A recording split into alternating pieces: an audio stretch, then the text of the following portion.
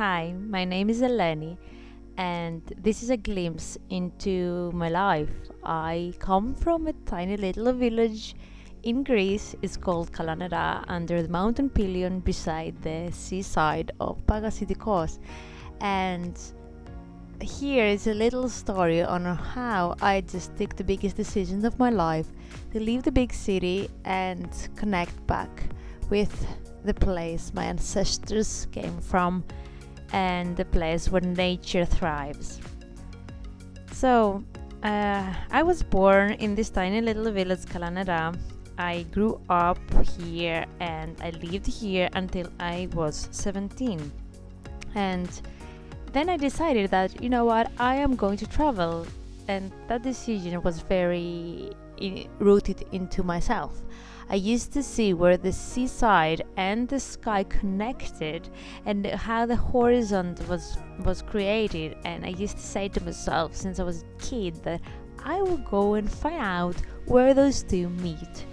And in the meantime, while I was growing and I decided to look where those two meet, I found myself traveling around Europe in many countries, living there, making connections there, working there, and finding out more and more about teaching, education systems, and about who I really am.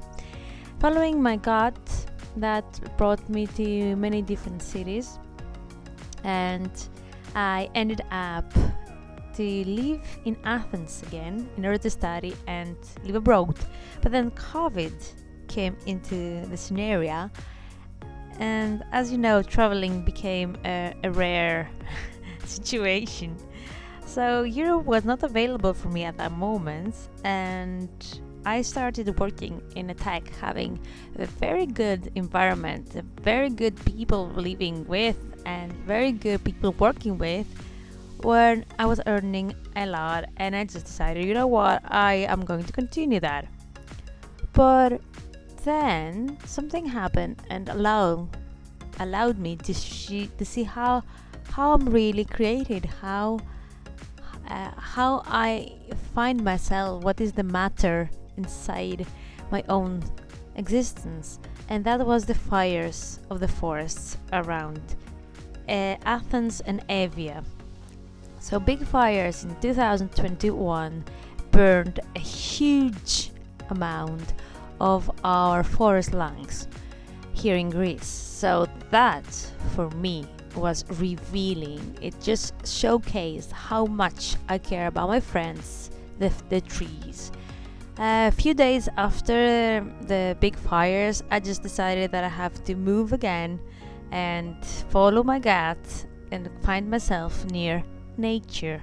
I came back to Kalanera and decided that, village life is what I'm going to pursue. I started teaching again. I am teaching in special education. I have a master's in special education, so I was using that and teaching kids with autism. And a whole school year passed by with a heavy winter coming into the village, bringing snow and cold and difficulties.